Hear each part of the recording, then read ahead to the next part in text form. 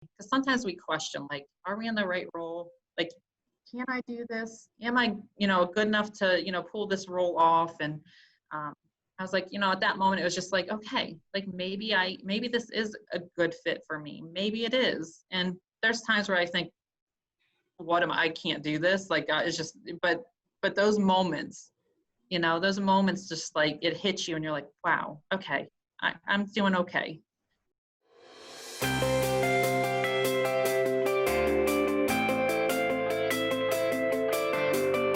Hello, everyone. Thank you for tuning in again this week for another episode of Their Story, Their Journey, as we continue to hear from my former internship, volunteer, and work bosses and how they entered into the athletics field. Now, this next guest is the one who hired me at the Pro Football Hall of Fame, and she has done some great work there. So without further ado, we'd like to introduce to you the Senior Director of Gold Jacket Relations, Michelle Norris. Hey, Michelle. Hey, Jen, how are you? I'm great. How are you? Doing really well. Very well. Well, good. Well, we'll go ahead and get right into this. So go ahead and tell us a little bit about yourself. Okay. I am a mother of two amazing children. I've got a son who's 12, that's Ivan, and a daughter who's 6, Ella. Married to a great guy, and I work here, obviously, at the Pro Football Hall of Fame, and went to school at Ohio University, where I received my degree in family studies.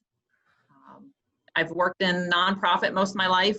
I found that passion, and that's what I've done the majority of my career. But yeah, that's just a little snippet about me. So heading into college, did you know what you wanted to do career-wise, or was it not until you got into school that you knew what you wanted to do? Yeah, honestly, when I went to Ohio University, like I said, going in, honestly, not really knowing what I wanted to do. I thought I had an idea. I went into education, to be honest, to start with. And there's some people that are just driven. Like my sister, she always knew I want to do something with international studies from the time she was a young girl, and she was going to live in DC, and that was her plan, and that's what she's doing. I never really had that. It's like, I had multiple interests. I didn't know where to start. So yeah, so I started with education, went into it and thought, not for me. I respect what teachers do. Really respected after the shelter in place, and I had my own 2 children at home, and was being a homeschool mom, but it wasn't for me. But what I found was, like, I loved like sociology, psychology, those courses like spoke to me. So I started just exploring a little bit, and I found a degree, family studies, which back when I was in school, it was not really known.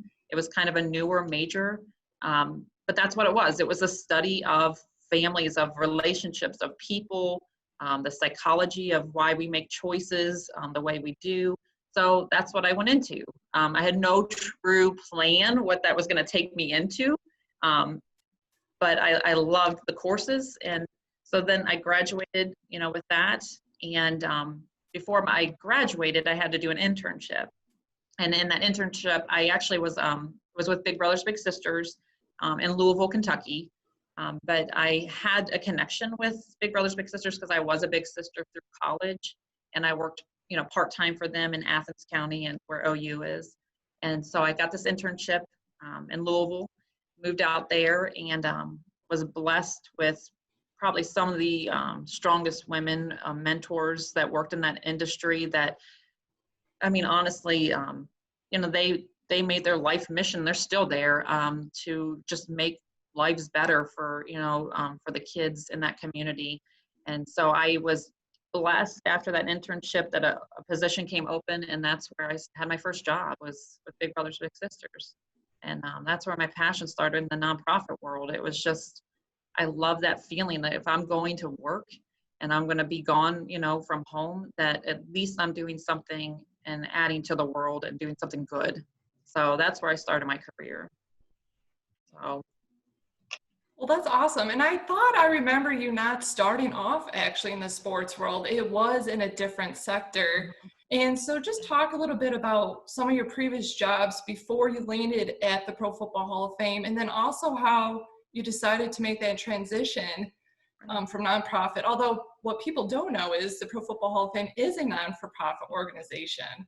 So 501c, I believe, correct, if I remember right. So, but go ahead and just talk a little bit about the previous jobs and then leading into the Pro Football Hall of Fame. Okay.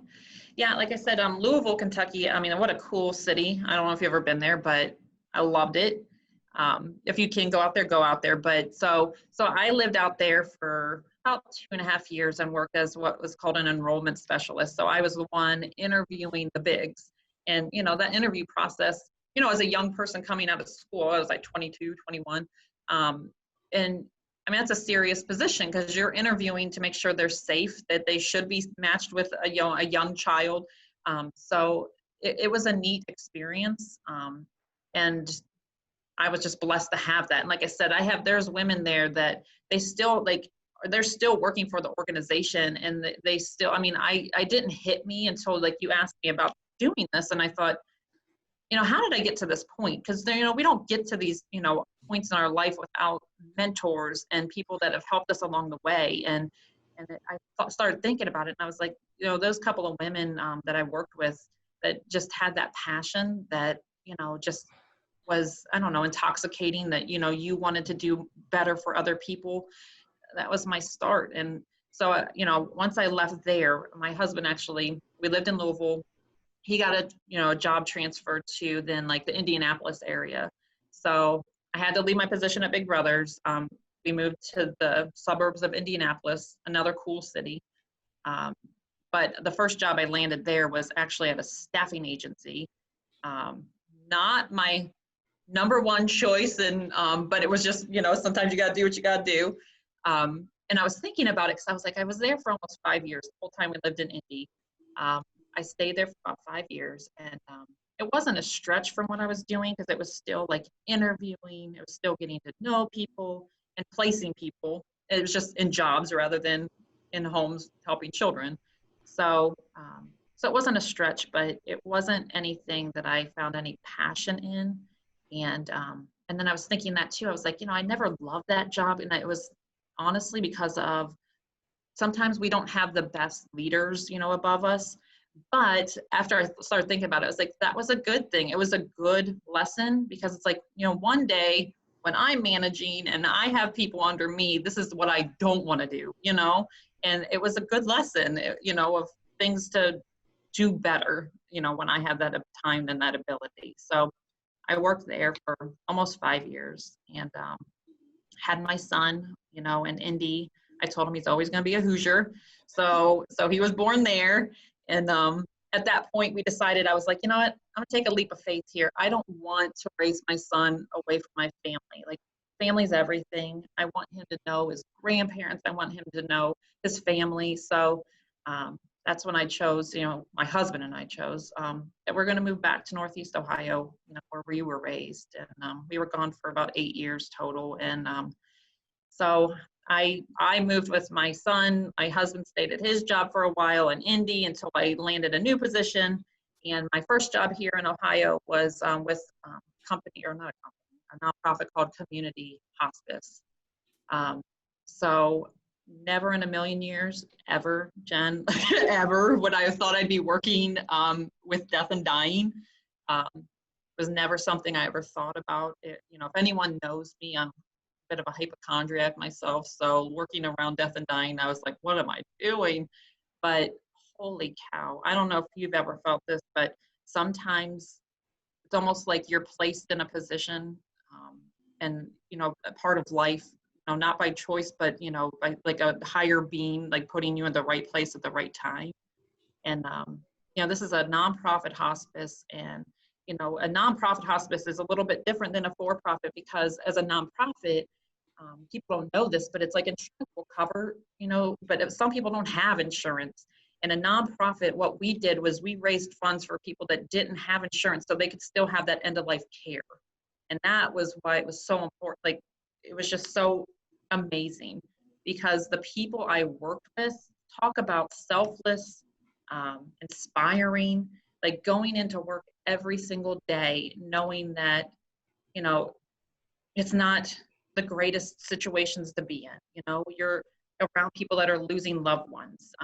You're around people that are scared because they're at the end of life. And these people come in, like, I mean, the nurses, the social workers, the chaplains, the aides, going in every day with a smile on their face and, you know, being there for those, you know, that are losing someone they love. It's inspiring. So in that role, I was the office manager and the volunteer manager.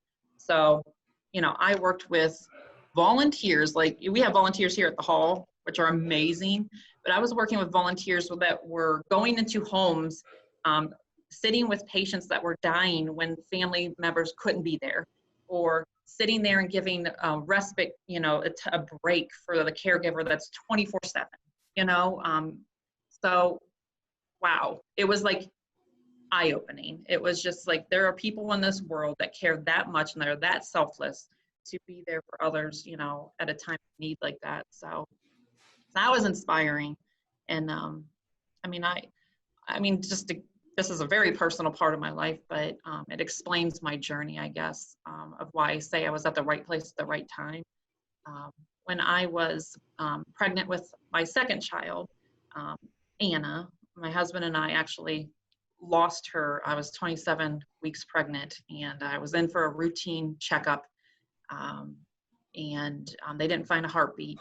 There was no reason for it ever. So I gave birth to, you know, stillborn, our little Anna, that was child. And honestly, it was like, it was a blessing that I was surrounded by the people I was at that moment, like, you know, working in hospice, and the support and the heart and, you know, helping me through that journey was everything. I mean, there's people in my life that, you know, from that job that will always mean something more than just a coworker. And so they helped me and Eric through that loss.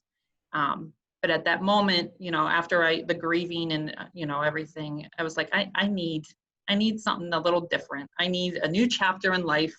I need, you know, a little joy. And I thought, you know, I saw this position at the Hall of Fame and I'm like, here we go. Like, this is totally different, totally different. So I applied for what you said, you know, the manager of guest services. And that's where I started out here, was in that role. So, wow. And then yeah. I didn't realize a lot of that part of your journey. So thank you so much for sharing that. Absolutely. And yeah, so when you applied for the manager of guest services, now you started off there and then you later got promoted to director of Gold Jacket Relations. Just talk a little bit about how that came about in that transition. Yeah. So the manager of guest services, that's, you know, where I met you. And, you know, that's really the heartbeat of the hall. I really feel that way. Like, you're the first impression, the first face that people see as they enter the hall. And, you know, I took that very seriously. It's like, you know, this is the first impression of, you know, any guest that's coming all across the United States. So I had a great staff. You know, I was always impressed by the young people like yourself that were coming in and taking the initiative to make that first step into like the sports world.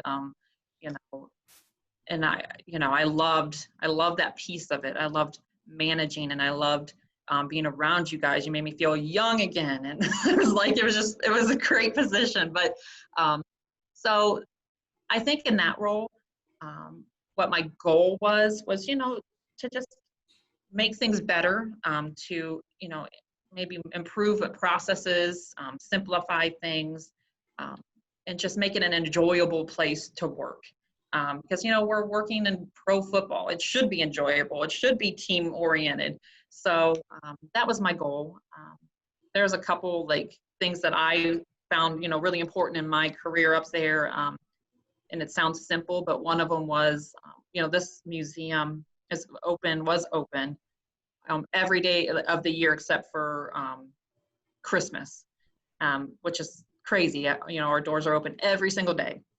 And my first year, I was like, when we were open on Thanksgiving Day, I was like, what are we doing? Like, why are we taking people away from their families on this day? And when there's 20 people coming through the door. And so I was like, nope, not happening. So like the next year I came up with a business plan of like, this is what we're expending to be open. This is, you know, you're having your staff here away from their families. You know, is it worth it? And upper management agreed, and now we're closed on Thanksgiving, which I was like, I was like, okay, all right, we got a voice here, like, you know, just making some little changes. And it was just, you know, taking initiative. I noticed we didn't have a membership program, and a lot of other museums did. So I started researching that piece, and, you know, and putting the work into what now we have a membership program. So it was just taking initiative, making things better where you work, at least trying to. And someone here noticed it. And I don't know if you remember our very own George Veris. I know he's hard to forget. So good guy, but I must say he did recognize some initiative that I've been putting in. And this position I'm in now, the lady that was in it before me did it for 43 years, which is a long time to do anything. But she was retiring. I didn't even know that, but she was retiring. And George had mentioned my name, like, you know, hey, maybe this girl would be a great, you know, fit, you know, to train with Tammy before she leaves. And I was approached and offered that opportunity, which, you know, I never even really thought about it. I knew I didn't want to stay in that particular role. I knew that was going to be a stepping stone for me to something greater here.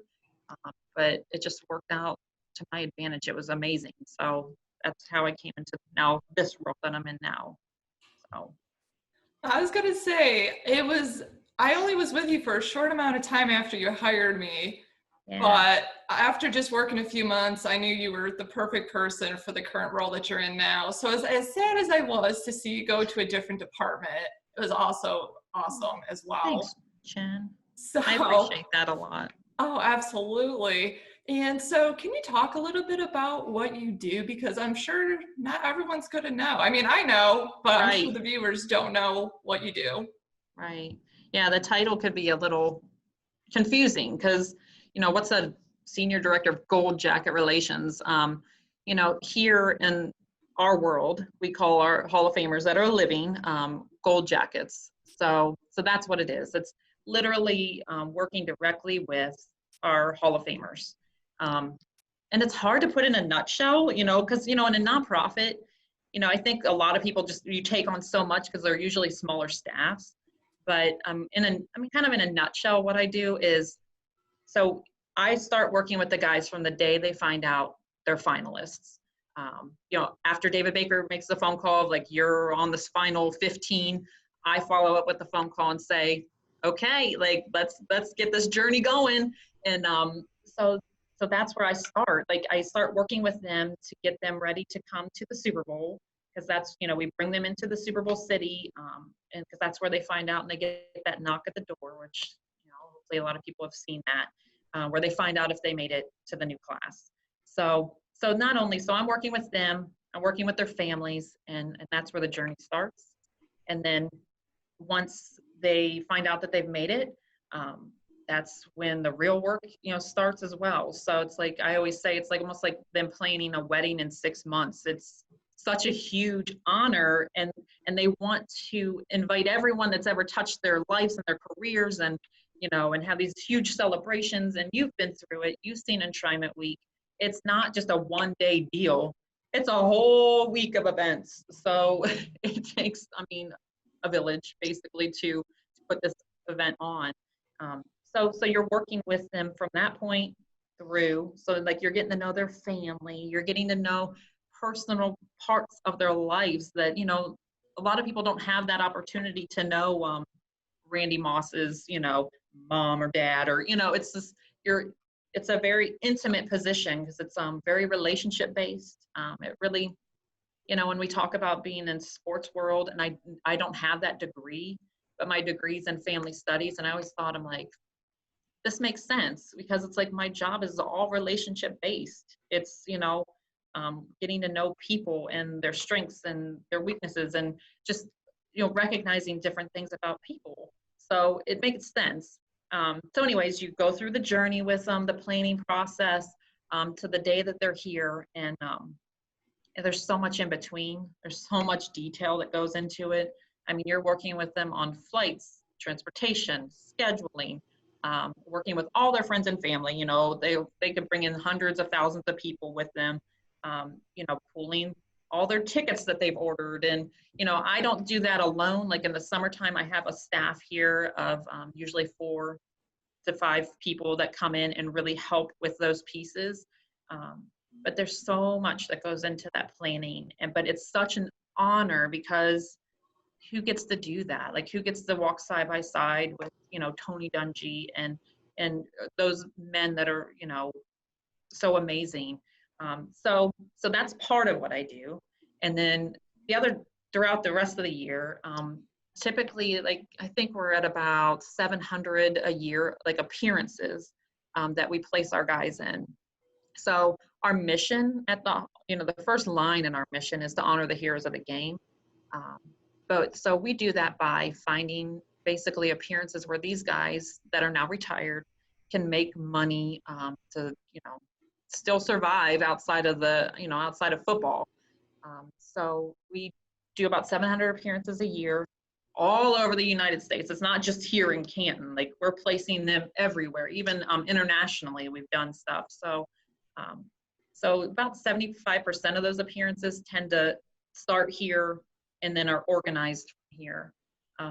So, you know, everything that goes into that, you know, contracts and the initial asks and the brainstorming of what some appearances would be, the logistics to get them from point A to point B, to make sure they're there on time, when they need to be there, you know, what they're wearing. There's just so many details. But proudly, I would say I think we've done about 1.5 million at least in appearance fees every year for these guys. And because that's just how these guys make a living now. And not all of them got paid what we see now. Not all of them are making, you know, $50 million a year. Some of these guys are making less than you and I are now back in the day. So it's not like they're, you know, rolling in the dough. So, you know, in that way, it's like, you know, it's an honor to be able to do that with these guys. So it's a cool position for sure. And I can attest, I remember my cubicle was pretty much like straight across from yours at that one point, and you just being like, oh, Warren Sapp texted me, or Marshall Falk reached out to me. I mean, not many people get to say they get to do that and talk to him pretty much every day. Right. So yeah, it's cool. And as a mom to a 12-year-old son, I'm like, okay, I get cool points for right now, you know, although it's like become like very normal to him. Like, I'm like, yeah, Marshall Falk calls.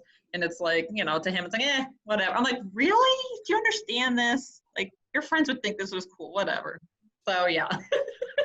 Which is awesome. So, obviously, there's challenges along the way. And so, what have been some challenges that you have faced in your current role, and what did you do to overcome them? That's a good question. Yeah, I think there's challenges in anything any of us do. I think the biggest thing that I've personally have dealt with is, you know, you try to like do good by everyone. You try to, you know, in this role, it's a very servient role where it's like you're trying to do what you can for these guys, not just for them, for their wives, for their families. And, you know, we're not perfect, and there's a lot of details. There's a lot of that goes into this. There's a lot of stressful moments where, you know, you have hundreds of people looking at you for answers. And, you know, it was hard at first, because it's like, I can't always have the right answers, and I can't always make sure that everything's perfect. And that's hard to accept sometimes, you know. We're all human, we all make mistakes, but, you know, it's just been that understanding that you can't be everything to everyone. Not everyone's going to love you. Not everyone's going to be your best, you know, your biggest fan, unfortunately. And it's like, that's hard to swallow sometimes. But you have to accept it. That's like, I can't make everyone happy at every moment. So, so that's been probably my toughest. And like I said, as a nonprofit, we tend to have a small staff that is putting on grand events. And, you know, you can't always do everything to the best of your ability of what you personally think is the best, you know. And, you know, maybe I'm a little bit more of a perfectionist sometimes, but, you know, I want to give quality, and I don't always have that option because there's just not enough staff to do it.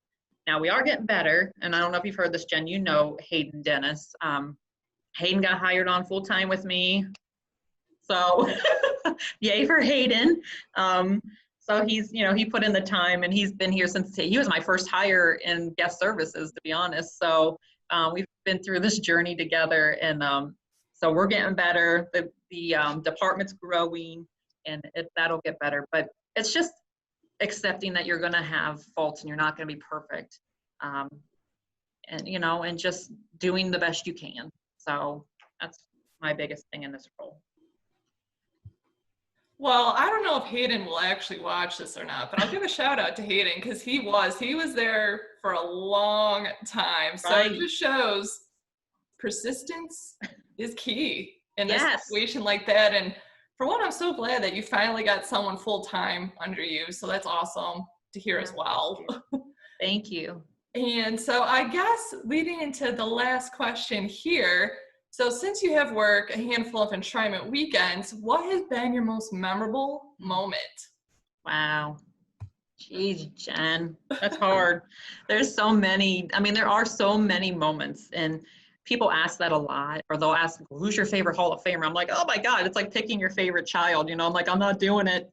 But my most memorable to me personally, and there's so many things, but I remember my first year that the new class included Tony Dungy and Marvin Harrison, which are, Indianapolis Colts. I spent 5 years there during their era with Peyton Manning and Marvin and Tony.